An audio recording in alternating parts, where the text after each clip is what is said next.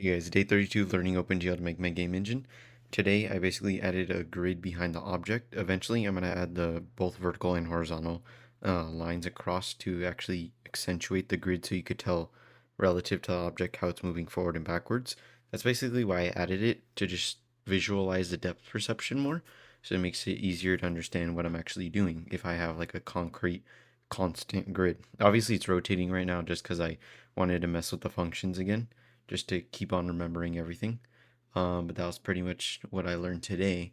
But as well, I was learning more about the mathematics in terms of view models and how the frustum works in perspective to where you are. So imagine if you're the user right here, relative to where you are, you have a certain distance that you can end up see that ends up being rendering. And past that, it does not render anymore. And this is all dictated by your FOV as well as your distance from the plane on where your rendering starts.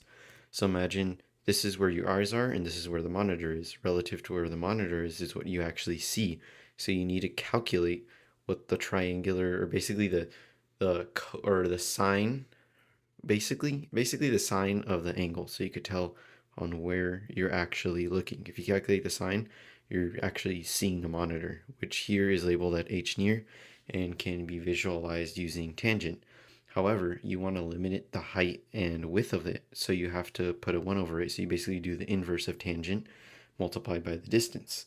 As well as you also want to multiply by your resolution to actually scale how high up this is. Since the max it could ever be is 1, you need to cap it at 1. And how to actually calculate what this is, or basically the height of it, you use the inverse tangent, and then you multiply it by the distance. That's just basically the formula you're solving for.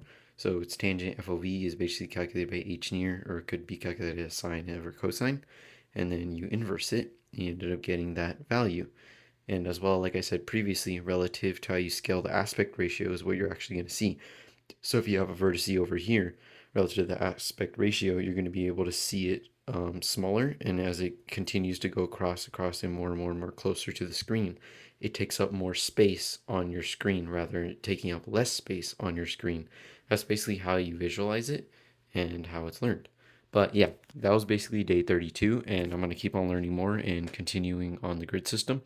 Hopefully more I could end up explaining more details on how the mathematics works.